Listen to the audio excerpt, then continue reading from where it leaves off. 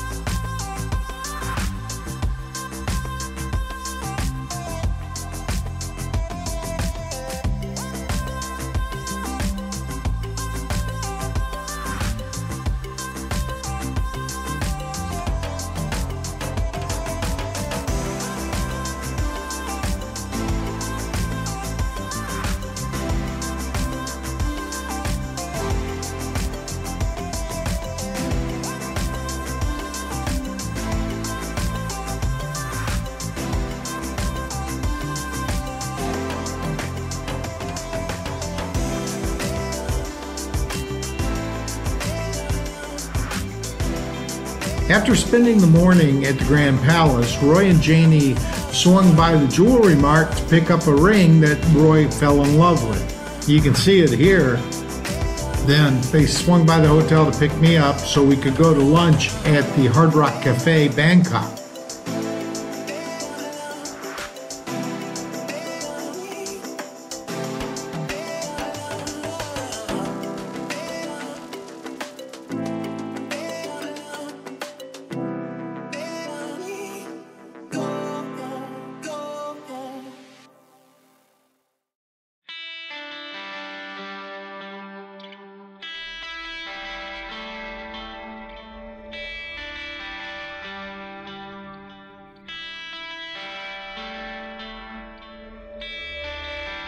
During lunch, we met a famous celebrity from Australia.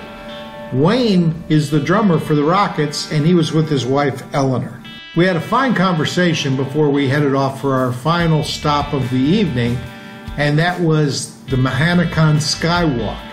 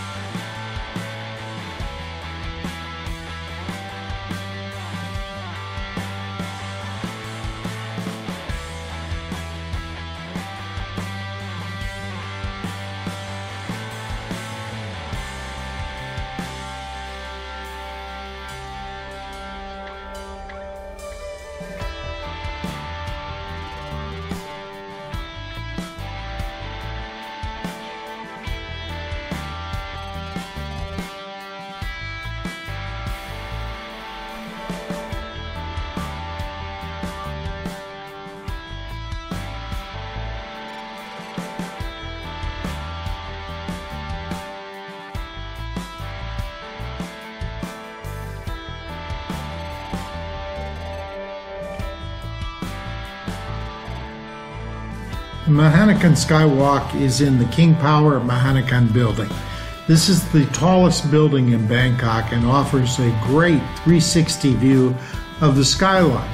Now I recommend that you go towards dusk. You want to go while it's daylight out so that you can see the city in the daylight, but you also want to be there when the lights come on at night. So you want to go, I generally say, about an hour before dusk and just stay until the lights are all up, because it's an amazing sight to behold. Unbeknownst to me, the lightning had closed the roof. So for the most part, we were not able to get up to the 78th floor. Now I say the most part because there was a brief 15-minute period where the kind folks at Mahanakhon allowed us to go up the roof. We couldn't go up the normal route, which is an elevator, a glass enclosed elevator so you can see outside, and we had to walk up 4 flights of stairs that go around this elevator. So on one side you have the elevator, and on the other side you have a glass wall looking out over the abyss.